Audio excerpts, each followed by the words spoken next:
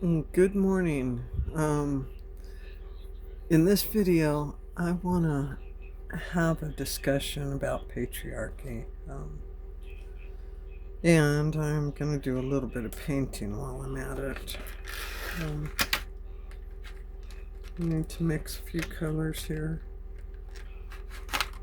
So the discussion is going to go kind of slow. Just because I'm trying to think about my colors while I'm doing this. And I hope you can be a little bit patient with me. Um, Sorry about background noise.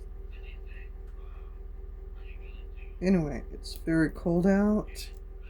Uh, we're in eastern Oklahoma right now, and I think it's like around 30 degrees, something like that.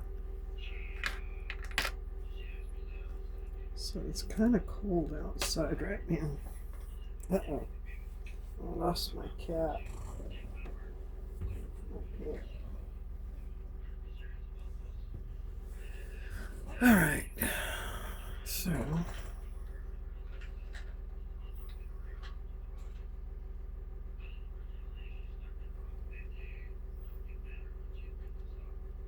alright, give me just a second and I'll start here.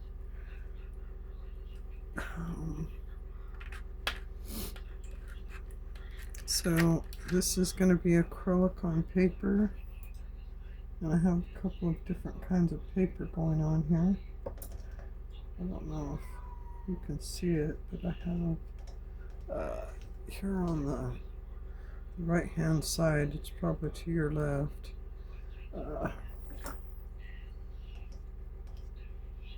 it is a little bit of a textured paper that I put on top of the watercolor paper. So, because I wanted to see the effect of it. That's darker color.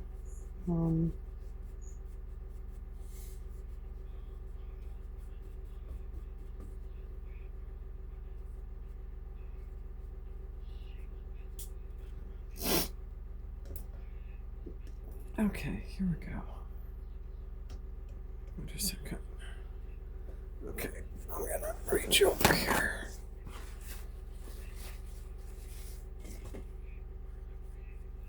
Okay. So, anyway, the other day, I ran into a person I'm very familiar with, and we were having a discussion, and the conversation came around to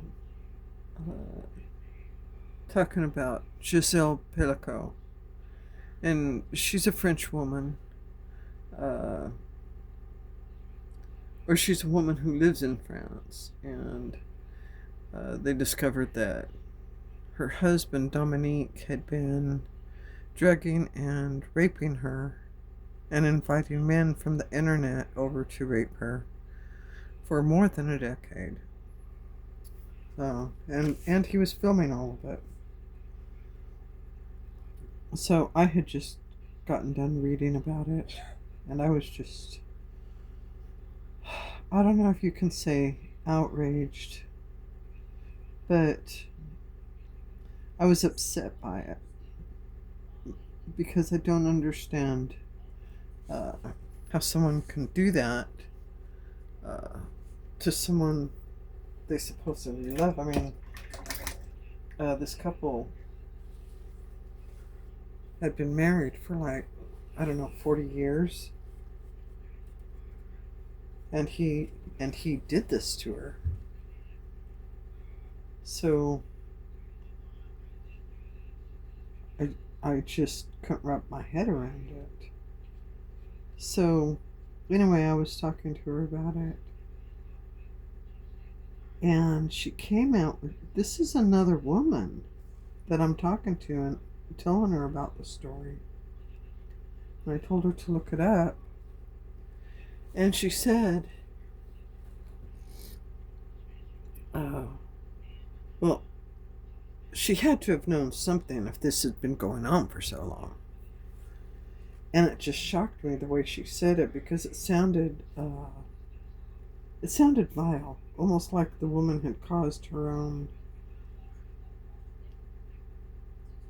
had invited her own rape. It really made me mad. And so I explained a little bit more to her. I gave her a little bit of background on the case. And if you need to, go look this case up. It's a horror story. I mean, to me, it's a horror story.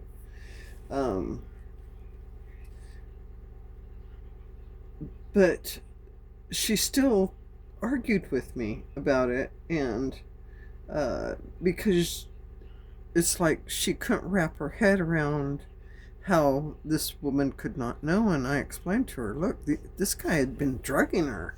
She trusted her husband of 40 years not to drug her and do this to her.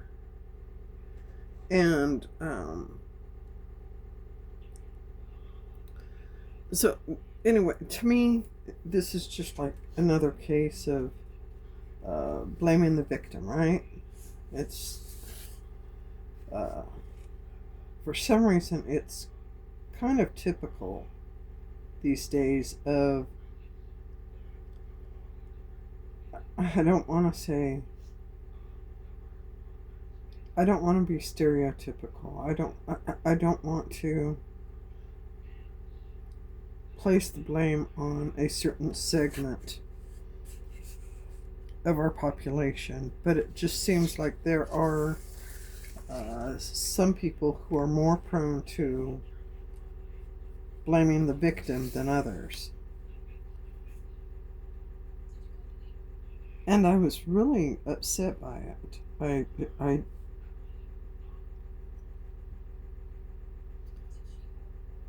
hate the idea of it. It's not just angering, it's more kind of like an outrage. I wanted to yell. I mean, I didn't, of course, but I wanted to, because I wanted to say, why can't you understand? Now, I know that part of this reaction is from believing that life is fair and bad things only happen to bad people, right? Or it may be from the fear of random harm coming to good people. So maybe she has like this innate fear that because she's a good person, if harm is random, then it could come to her and hers. But the thing is that is the reality of life. You can be just driving down the road and all of a sudden get hit by a car, yet another car. It just happens. Harm is random, and that's not saying that humans can't control their actions. I mean, Dominique, Giselle's husband, who did this, he did not have to do this. He did it because he wanted to, and he did it for more than 10 years.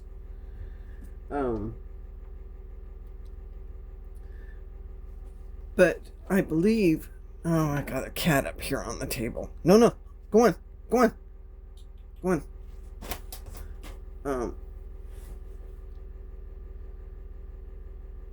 But I believe that we have to discourage this type of mindset of blaming the victim. We have to discourage it, and because it's so insidious. It's just to me it's disgusting. And I can't help but feel that this is where patriarchy comes in. I mean, it can't be a coincidence uh, that women make excuses for the harm done to other women. Maybe it's just worrying about their own men, worrying about the men that they care about and what they do. But as far as I'm concerned,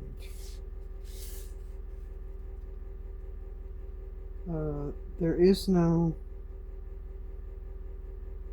excuse to blame the victim. I don't care what she wears. I don't care how she behaves. I don't care what she says. That victim. If there is a man out there who is a predator and he's doing harm and he knows he's doing harm, he has to be held accountable. And that's the thing, is that there are other people out there who don't think that men need to be held as accountable as they should be. They don't, I guess that the whole idea of blame bothers them. So, I mean, that argument that why does someone always need to be blamed? Well, because they're at fault. They're the ones who did it. And I feel that it's really no coincidence that other women make excuses for the harm men do.